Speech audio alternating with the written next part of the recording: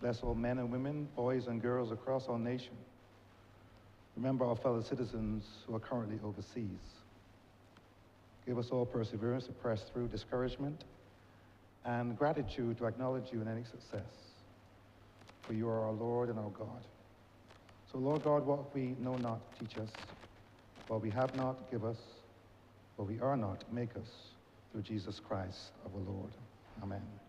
Say the Lord's Prayer. Our Father, who art in heaven, hallowed be thy name. Thy kingdom come, thy will be done on earth as it is in heaven.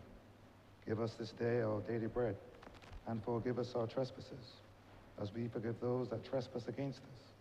And lead us not into temptation, but deliver us from evil. For thine is the kingdom, the power, and the glory, forever and ever. Amen.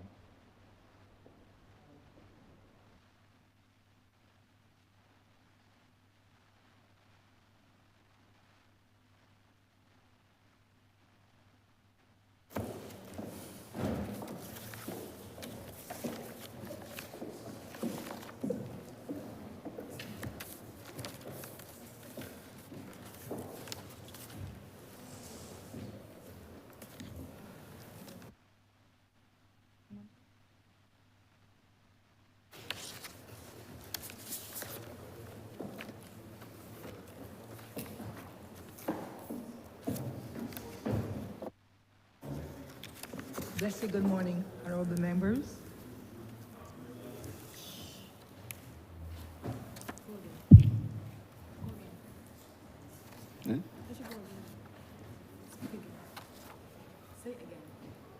Blessed good morning, honorable members. Chamber is in session.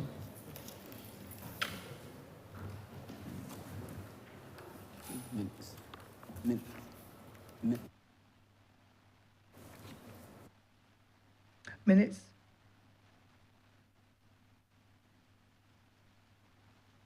Yeah. Minutes of the meeting held on Thursday, April 24th, 2025. Honorable member. Thank you, Madam Deputy Speaker. I beg to move that the aforesaid minutes be deferred. The question is that the aforementioned minutes be deferred. All honorable members in favor, please say aye. Those against, please say no. I think the ayes have it. Announcements by Your Honor, the Deputy Speaker.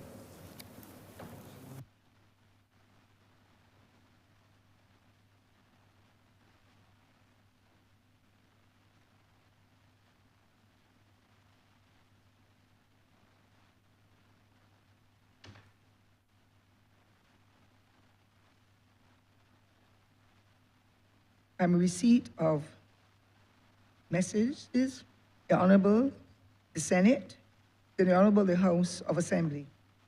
The Honourable Senate has the honour to inform the Honourable the House of Assembly that at its sitting on Wednesday, the 30th of April 2025, the Seaport Industry Management Operation and Development Bill 2025 was amended to in the following terms. Clause 36, the word home porting appearing before the word vessels was deleted. And the Honourable, the Senate transmits the amended bill to the Honourable the House of Assembly, inviting concurrence in the amendments to the bill, dated the 30th day of April, 2025, and signed Deputy Speaker, President.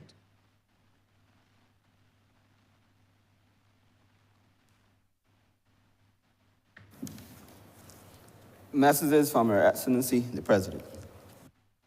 I'm in receipt of two messages from Her Excellency, the President. And the first one from the State House, dated April the 26th, 2025.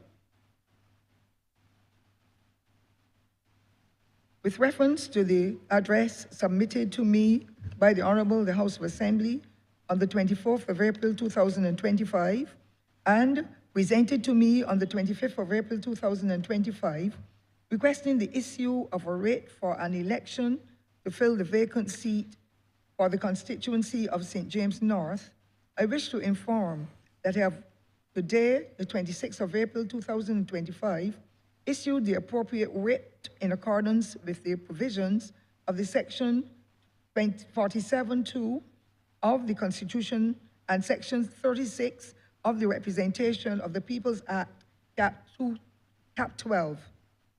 On the advice of the Prime Minister, the day of nomination of candidates has been fixed for Tuesday, the 6th of May, 2025, and the day upon which, if necessary, the poll shall be taken has been fixed for Wednesday, the 21st of May, 2025.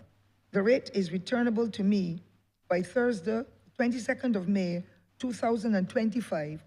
Yours faithfully, signed by Madam President. The second piece of correspondence, dated the 1st of May, 2025, from Her Excellency. Dear Mr. Speaker, I shall be away from the island on duty leave during the period of the 1st to the 15th of May, 2025. In accordance with the provisions of Section 33 of the Constitution, the Very Reverend Dr. Jeffrey Douglas Gibson will perform the functions of the office of the President during my absence. As the Honourable, the House of Assembly will not be meeting prior to my departure, it will not be possible for the usual formal message to be sent to your chamber. Will you, therefore, please bring my absence formally to the attention of the Honourable, the House of Assembly, when next it meets. Yours faithfully, Madam President.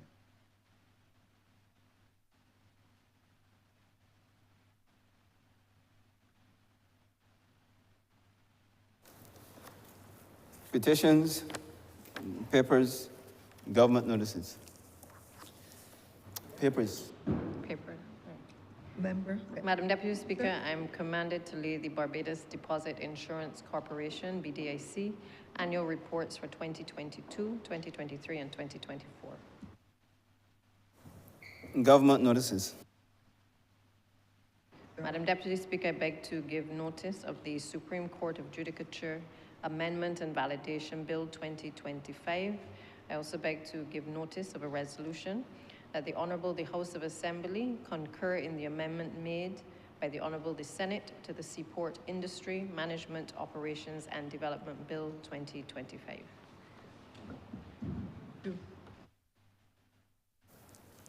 Private members' notices, notices of questions, reports from select committees, first readings of bills.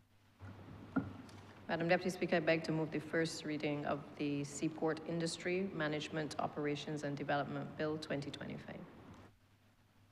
The question is, can I have someone second it, please?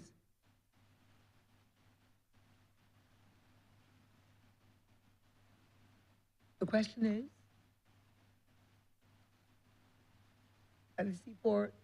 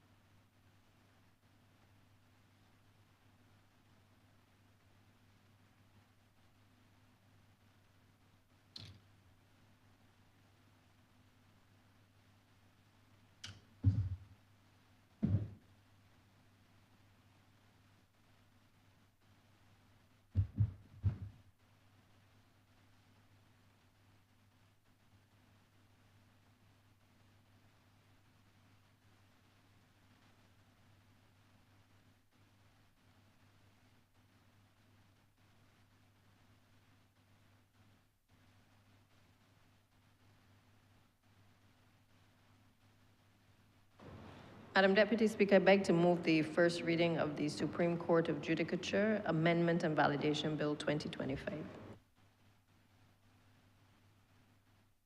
The question is that the Supreme Court of Judicature Amendment and Validation Bill 2025 be read the first time. All honourable members in favor, please say aye.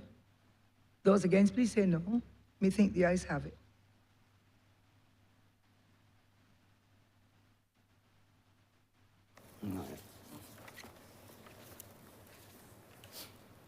Statements by ministers, congratulatory and/or obituary speeches.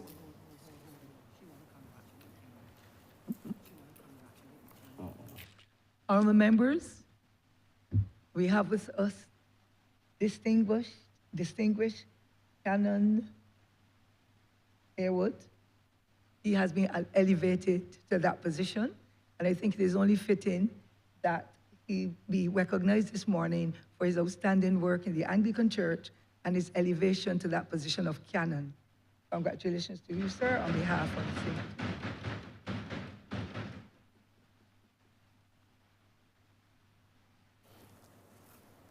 Personal explanations, motions for leave of absence, or replies to questions, notices of motions for the adjournment of the House on matters of urgent public importance, orders of the day.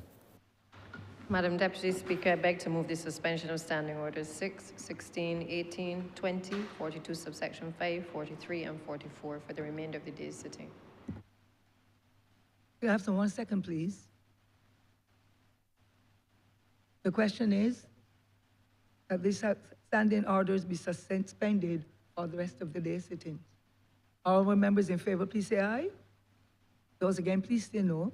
Methinks the ayes have it.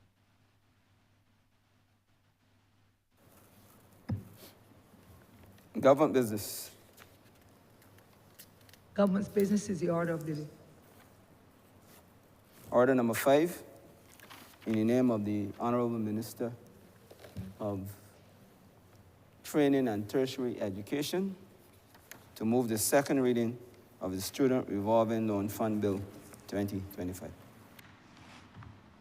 Honourable Member for St. James. Thank you very much, Madam Deputy Speaker.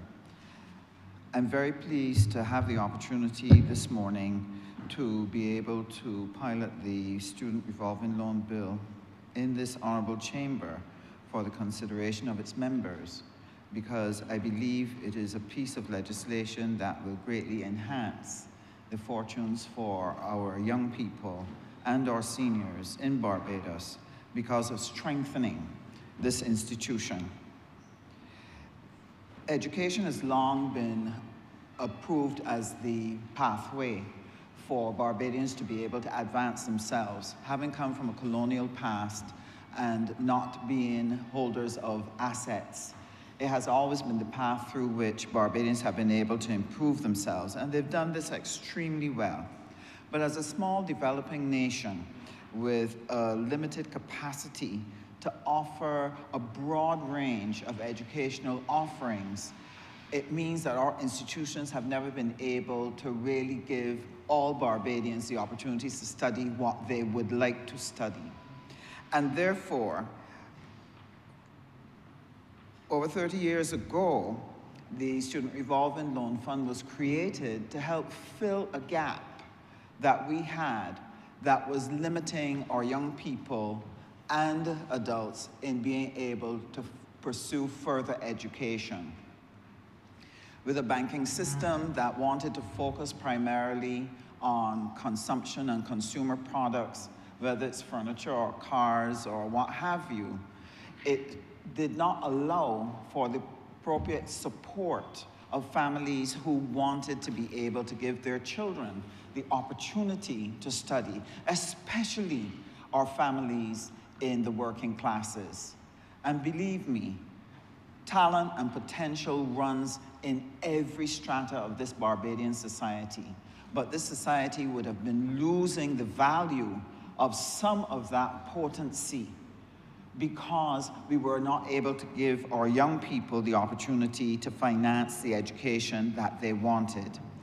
And therefore, it meant that Barbados would have suffered significantly in being able to provide people with the opportunity to pursue careers that they could pursue the foundation of their dreams. One, get a piece of the rock and then be able to build the life that they wanted for their children on this rock. So the formation of the Student Revolving Loan Fund was very important. So this was established back in 1977 under the Student Revolving Loan Fund Act, 1976 to 20. And its primary purpose was really to provide Barbadians with the necessary wherewithal to pursue their educational dreams, regardless of whether their families had assets or not.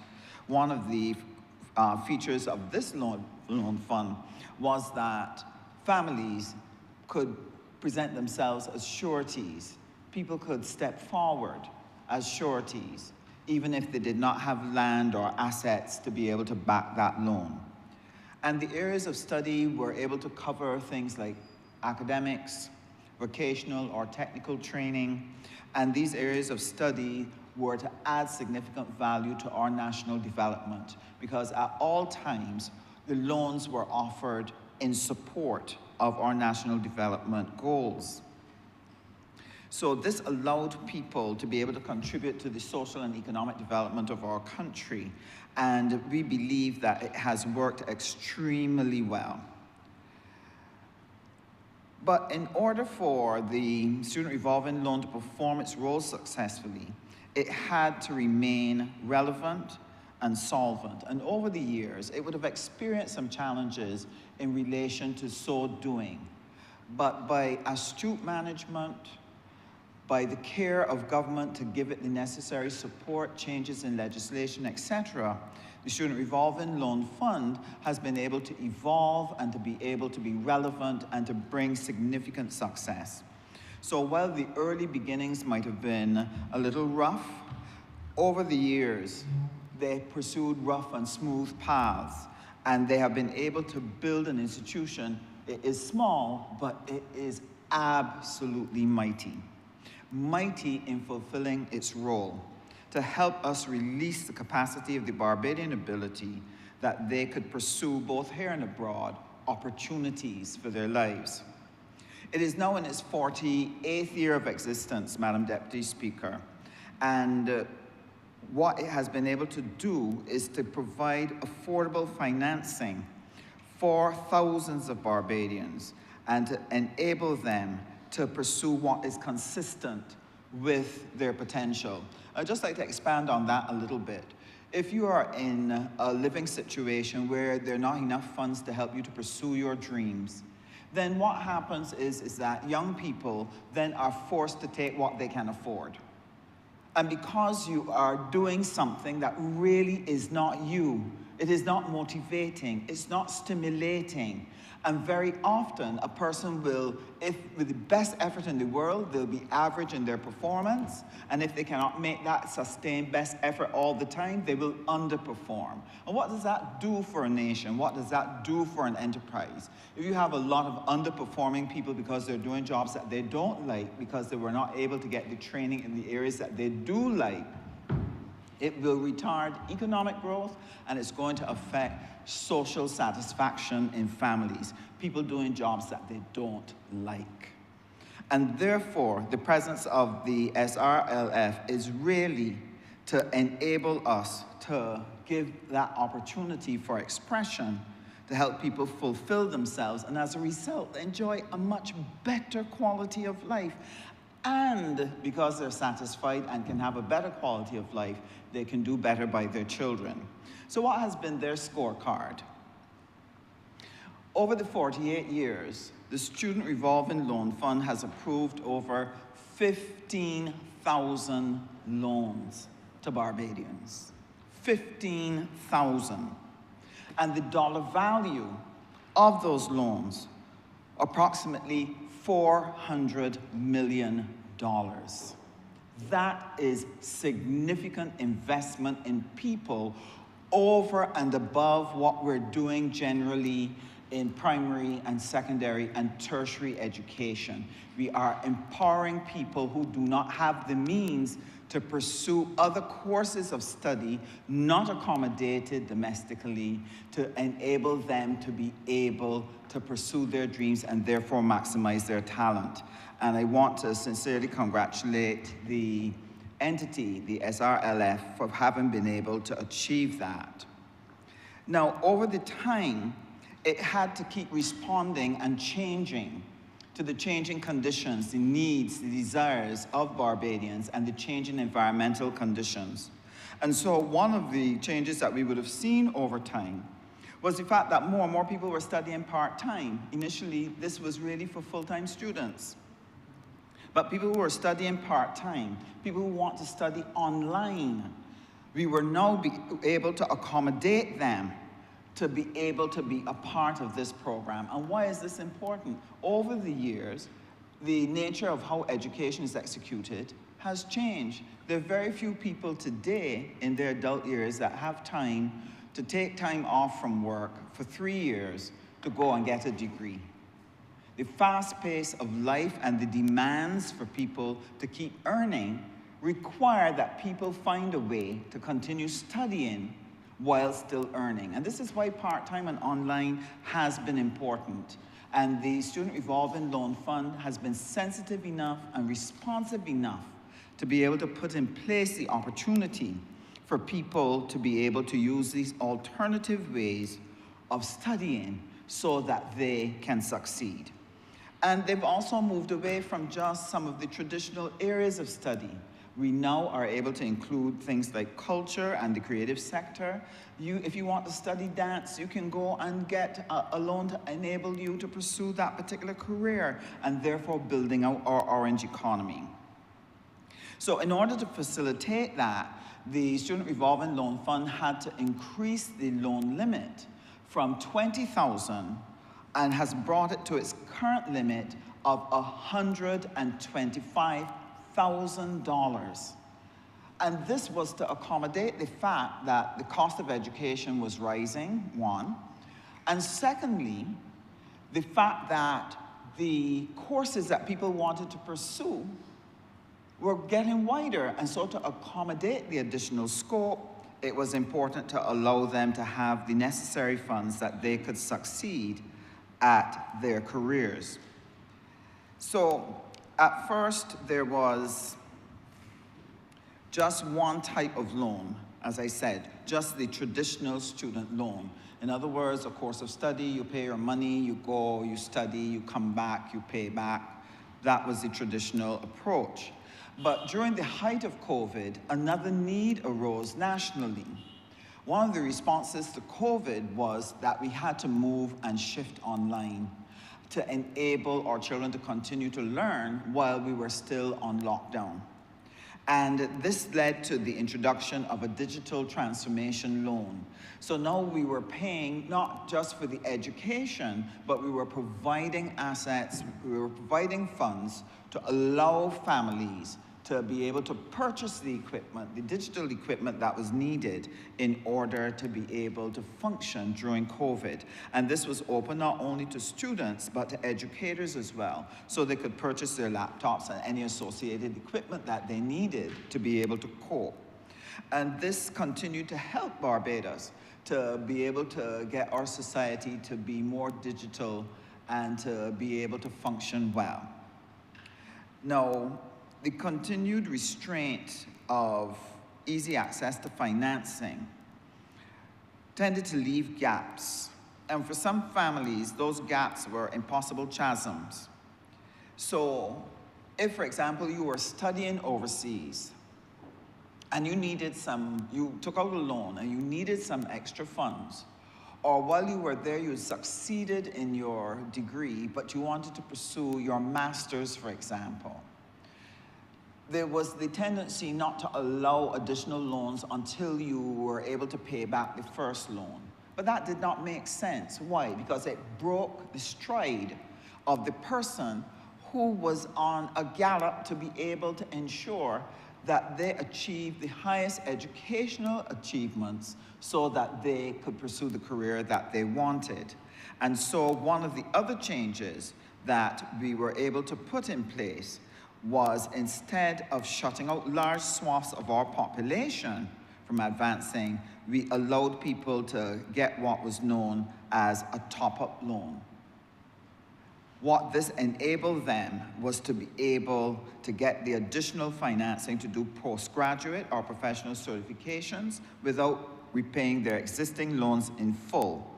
And this innovative product has actually helped hundreds of Barbadians to actually upskill and achieve the highest level in their chosen career. And the result was, I've dealt with so many students, because since being in the ministry, a number of parents, students seeking to advance themselves are sometimes feel strangled when the system does not work as well as it should, or holds them back, or prevents them from going forward in a particular area of study. So I understand how important it is that this particular loan allows people to do that top-up loan so that they can advance. Now, where we are here in 2025, the Barbadian economy finds itself in a space that is extremely different from where it was in 2000, and certainly different from where we were in 2018.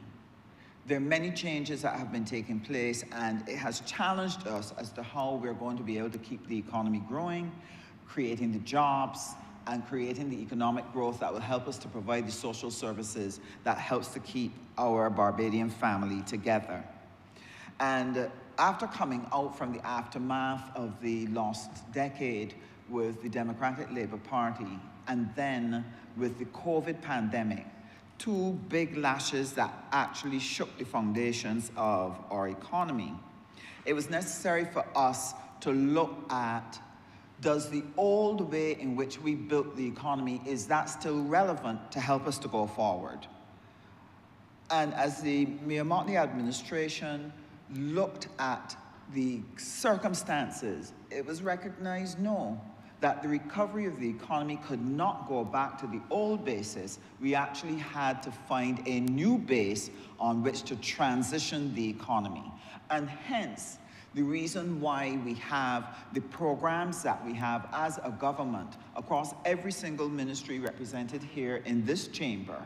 Every single ministry has had to undergo transformation and transition themselves onto the new platform to make our economy fit for purpose.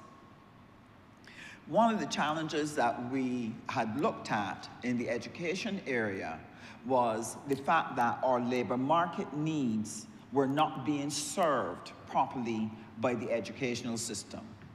That if the labor market needed ABC, we were producing DEF. And so this led to frustration. Imagine young people coming out from an educational system and then finding that some of the skills and the knowledge that they had was not relevant and did not prepare them adequately to function within the Barbadian economy. Imagine the frustration of enterprises that you hire people, here it is, they have a degree, here it is, they say they have certification, and then when you seek to put them to work, you find that they're not quite ready to deliver what you think they ought to be able to deliver. And so this is one of the things that drove the agenda to do education transformation. And this was to embrace not only primary, secondary, but there was a need to have transformation at the tertiary level. The two had to go hand in hand. And so under the new BLP administration that came to office in 2018, we sought to continue our bold agenda that had been truncated in 2008 and sought to chart new paths for economic growth through educational reform. Now, back then, when we were last in office, we were able to help build out the Barbadian economy with the advent of financial services. And what that meant was that we were able to create 4,000 high-paying jobs in that sector. And this led to the growth of the middle class in Barbados and the resulting consumption of that middle class that was earning very, very well during that period. This fueled economic growth within the Barbadian economy. The end result of that was that more small business formation occurred, and more people started to start their own businesses and in turn hire people. So the end result was that across the economy, you had more economic growth and more spending. All of us remember the time when you could walk down the road and if you hear the ice cream truck, you didn't have to worry about whether you could, on the spur of the moment, buy ice cream for your child. People could do it. People could flock and go to the fast food places.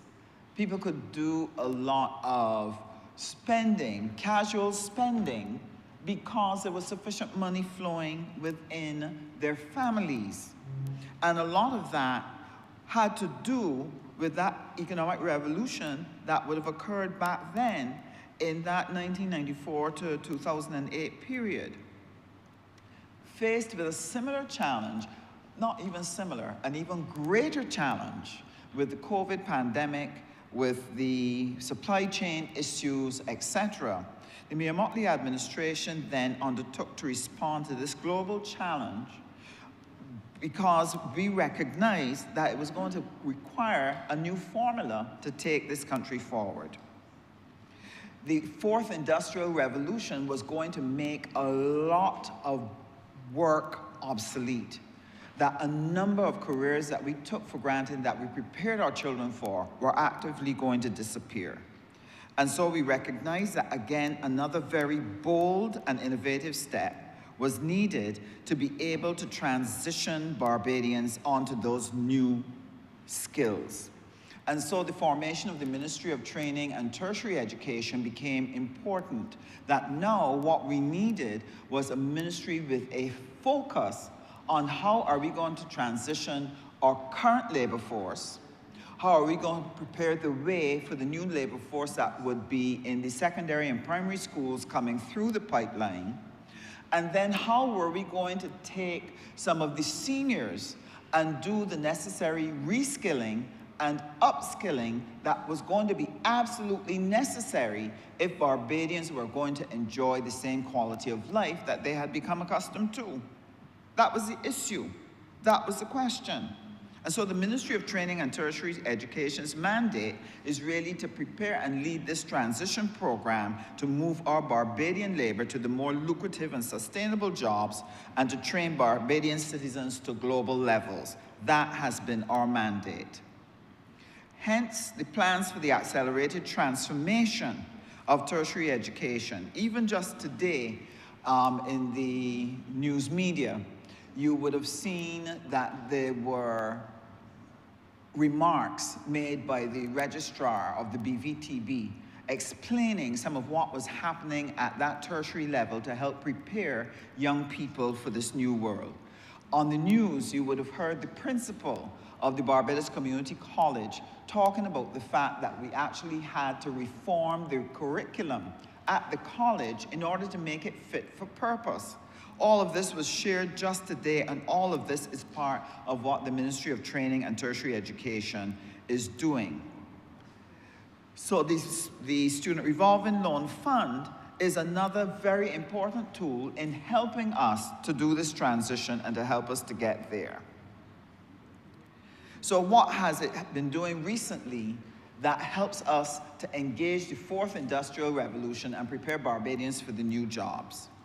We have been able, Madam Deputy Speaker, to offer cybersecurity training and artificial intelligence training to hundreds of Barbadians by providing the opportunity for them to get a loan to pursue the training and to get the equipment to be able to be part of this IT revolution. And what this has done, it has exposed them to some of the latest in information technology across the world. And it has provided opportunities for jobs with decent wages. As a matter of fact, the starting salary for cybersecurity is $5,000. This helps our young people to see jobs that are capable of giving them the quality of life that they would like, give them the inspiration to strive for better, And so we're hoping that as we move out of this initial phase with the cybersecurity and the AI, we'll actually be able to ramp up and expand and be able to improve what we're doing so that we're able to give more opportunities. And this was supported by the Student Revolving Loan Fund. Had that not existed, hundreds of Barbadian young people and seniors would not have been able to undertake this training and be able to join the global revolution. Now, under the ministry, they've been able to continue innovating products. Shortly, the Student Revolving Loan Fund will be launching a couple of new programs. One is a basic bread and butter program, but very necessary. They will now be offering back-to-school loans. We all know the challenge that parents have every year in providing back-to-school supplies for their children. All of us as MPs in this chamber know about the work and the amount of money that we have to find in order to contribute to families who are challenged. Just imagine, it takes about $400 to $500 to equip a child to go to school, and that is modest. I'm talking about giving the child top of the line anything. That is modest. Imagine a family with 3 or 4 children, and you actually need to find $2,000 every September to be able to make sure your child can go to school dressed properly and with all of his or her supplies. So the Student Revolving Loan Fund will be shortly launching this back-to-school loan at reasonable rates, easy repayments, to allow parents who are challenged to be able to have the opportunity to provide on easy terms. And that is not the only product they will be launching.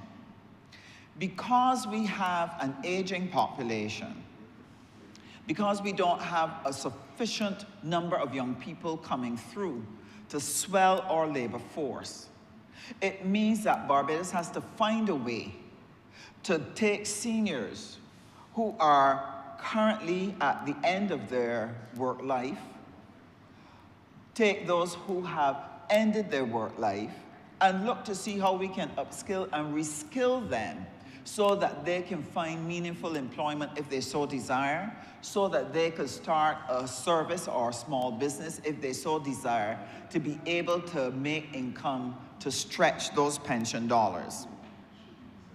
One of the things that we have as our aim as a government for the Ministry of the Training and Tertiary Education is that there must be continuous learning in Barbados, that all across this country, every single Barbadian recognizes that school is not just about what happens at primary and secondary or even one tertiary institution qualification, but that every single person will have to do continuous learning in order to be relevant and in order to be able to function in a world that is changing very, very quickly.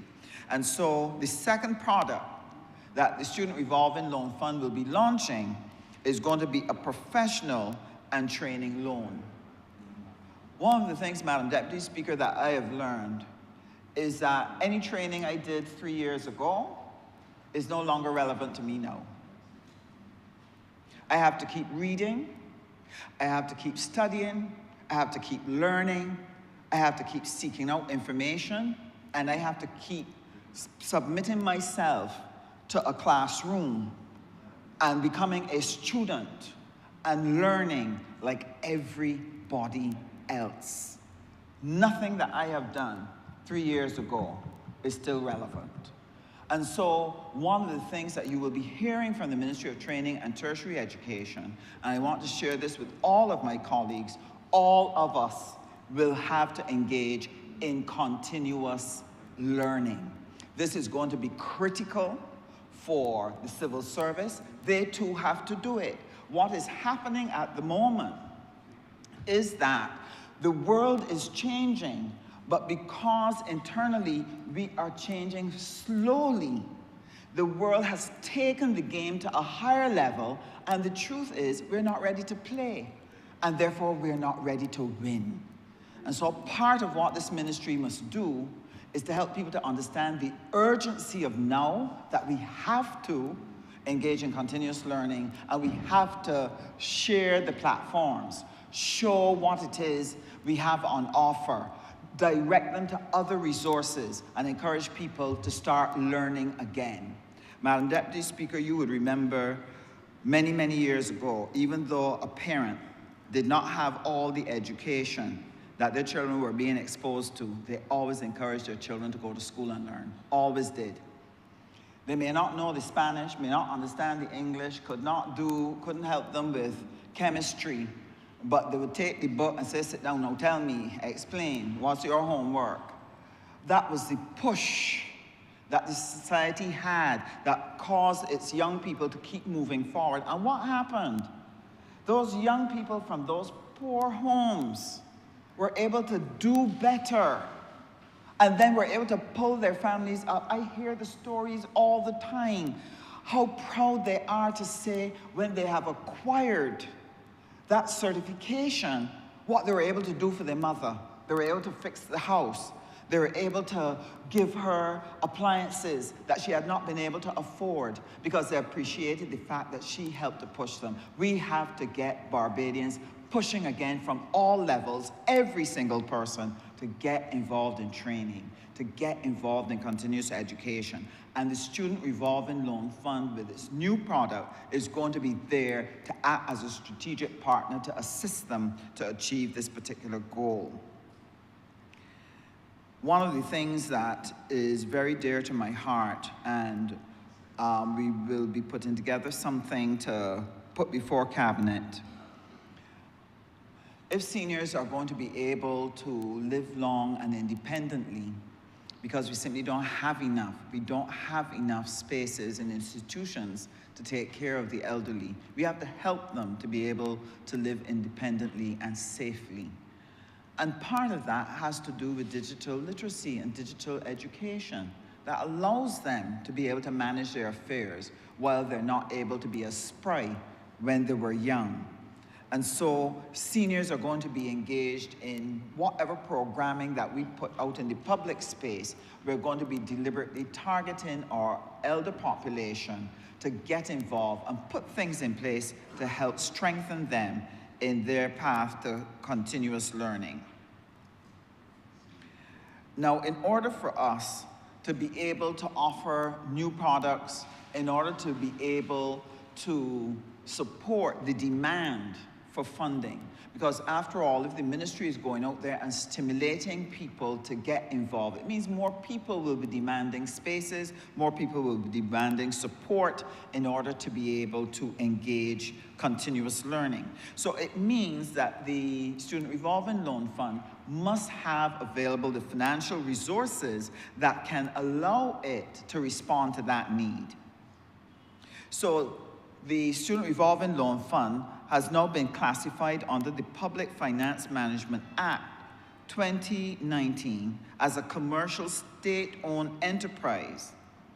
It would have undergone some restructuring during the financial year 2022 to 2023 under the leadership of its management and the Honourable Member for St. Philip West. What the restructuring exercise did, it helped to ensure its sustainability by allowing the SRLF to improve operational efficiency and to become more customer-centered. So with a nimbler organization emerging out of that restructuring, plus the very hard work under its management team, the results were immediately seen when the SRLF won the inaugural Public Sector Award in 2023 as one of the most outstanding government units. And I know that the Honourable Member for St. Philip West is proud of this achievement because it happened under her leadership. And I am proud of this little gem that it was able to do that because it stands as a beacon, it stands as an example, a role model that in truth and in fact, we can be efficient and world-class in the public sector. And so I want to heartily congratulate them that their hard work in operating with greater efficiency and greater profitability, they actually don't need to rely on government subventions. And I know that is music to the ears of the Honourable Member with responsibility for finance. Now, what they've been able to do that helps them to be able to achieve this independence, they have the establishment of an investment portfolio. But one of the challenges that we've had over the years was the delinquency rate. Because as you would know, when people are borrowing from government, for some reason they feel they don't have to pay back. They feel that they need to pay everybody else, but government does not need to be repaid. Why can they not just let me have the money as a grant? That was so acute at one stage that the SRLF was practically insolvent. But because of the hard work, the prudent management, putting in systems, they've been able to push that back. So, for example, arrears went as high as 90% in the late 80s. And in the early 90s, it was gradually reduced. By the 2000s, it had gone to 60%. But that is still extremely high. By 2013, the arrears were 47%. But I have news for the Honourable Chamber and for the country at large that the current debt, the current arrears for payment of loans at the Student Revolving Loan Fund is now 11% as of March 31st, 2025, and y'all can clap for that. Now, we've come a long way, but our ultimate goal is to work towards bringing our arrears down to 5%. And with the continued strategic management, responsive customer care, and supportiveness of the organization, we believe that we'll be able to manage that delinquency rate and get it down gradually to the 5%. Now, in order to achieve some of these goals, we need to do some amendments to the legislation. And this is important to enable us to be able to allow the SRLF to reposition within the new space and be fit for the purpose of this moment. This is what has been important. So the legislation that is before the House is there to enable them to respond with more programs, greater accountability, strengthening their system so that they can respond to our people. So over the years, as I would have shared, there were some changes that they had made. So I would have mentioned lending to persons for part-time and online. They also responded to the need for higher loan limits and greater flexibility to shift from just having two sureties to allow people, if they had some kind of asset that could back the loan, that they could use a mix, because sometimes it was not always easy to find people who would stand as sureties for the loan. And in terms of the collection efforts by the SRLF, they were able to put in place things that would help them to so do. So one of the things that they were able to set up was the ability to be able to issue certificates that they could action quickly, debt certificates that they could action quickly in order to be able to regain payments for the debts that were outstanding. And this has been important, and that has been an important change for them, helping them to be more efficient. In addition to that, within the legislation, we have been able in Section 5 to incorporate compliance with the Public Finance Management Act. In Section 4.1, enhance the corporate governance structure by expanding to a board of directors and not just simply a management committee, helping it to be stronger and more professional in its approach. We are also able to broaden oversight, where we can now have the flexibility to appoint different people to the chairmanship and deputy chairmanship of that particular board. We want to be able to expand the expertise of those who sit on the board, and I want to really encourage Barbadians. Service is so very important in a country. All of us, bar none, have benefited from what this country has had to offer, whether it's the services in health, education, postal services, environmental services. No matter what it has been, all of us have benefited. And all of us need to give back in some way to the country that has nurtured us and be able to provide for the next generation of Barbadians.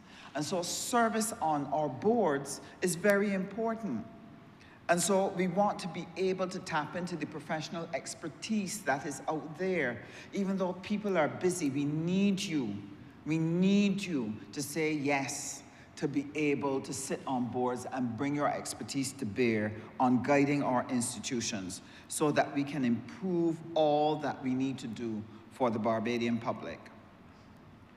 We also felt it necessary in Section 6, Madam Deputy Speaker, to enact provisions to address conflicts of interest to ensure that members who sit on the board are operating appropriately and ethically to avoid conflicts that might arise.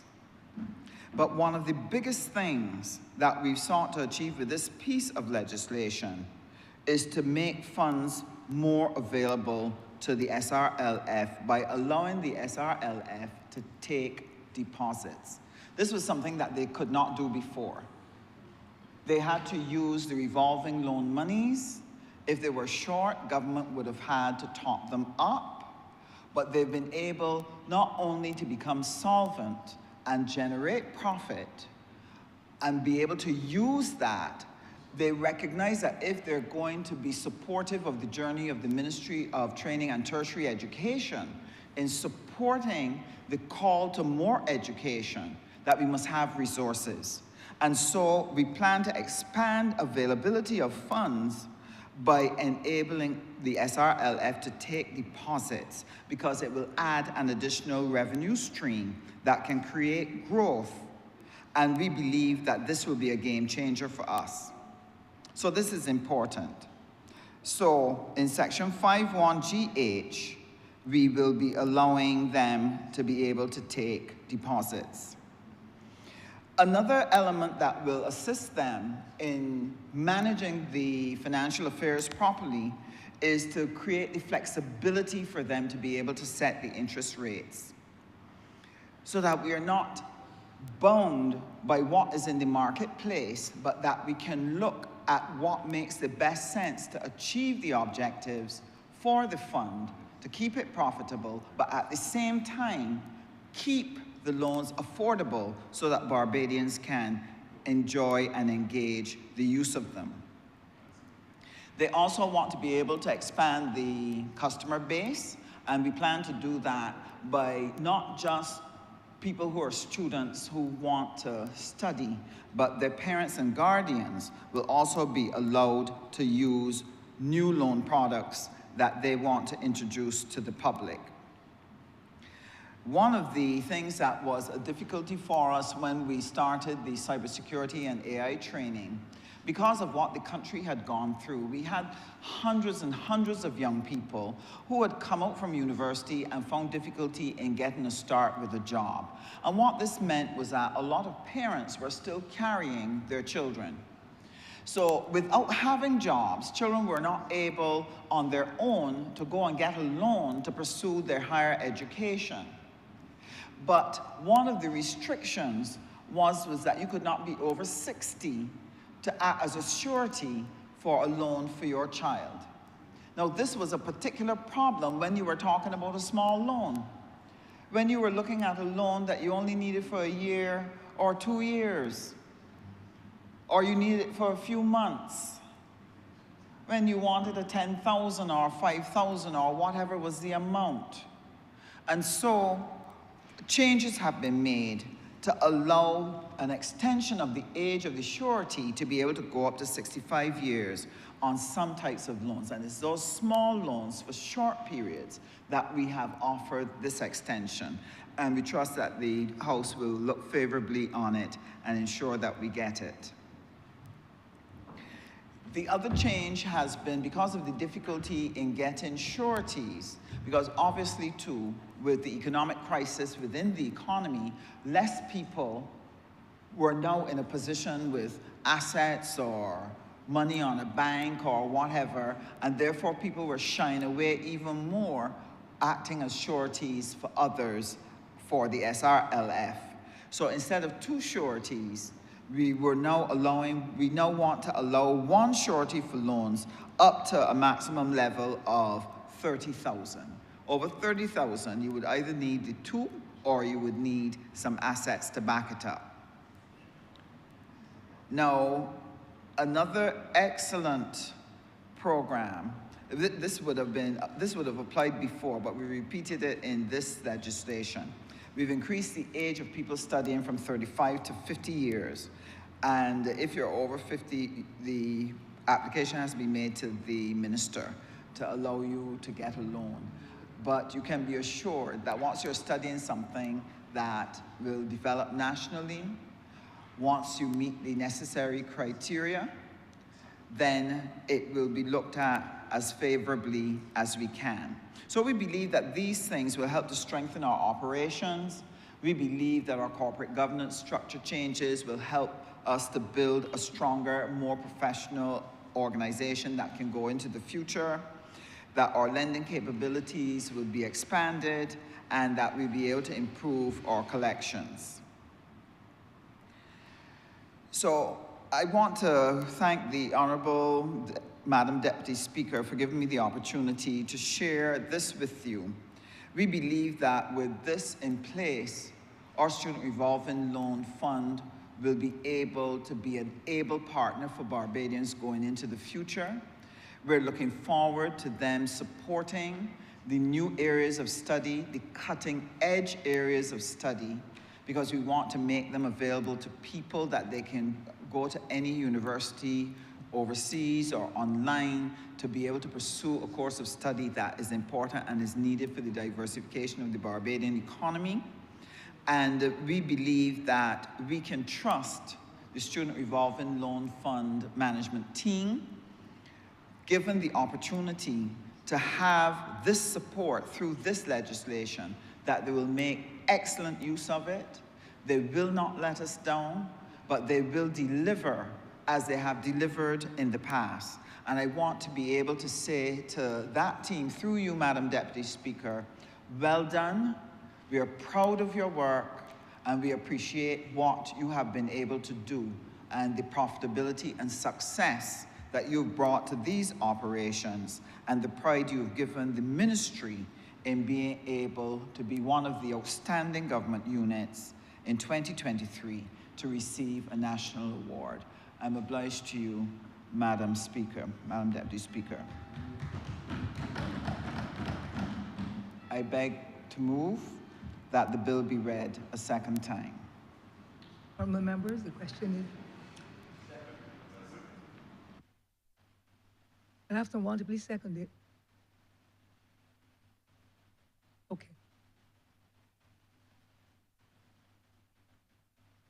Honourable Leader of the Opposition. Thank you, Madam Deputy Speaker. Yes, you're Deputy Speaker. Good morning, Madam Deputy Speaker. Good morning, sir. I'm glad to see you. Thank you, ma'am. And you are Deputy Speaker.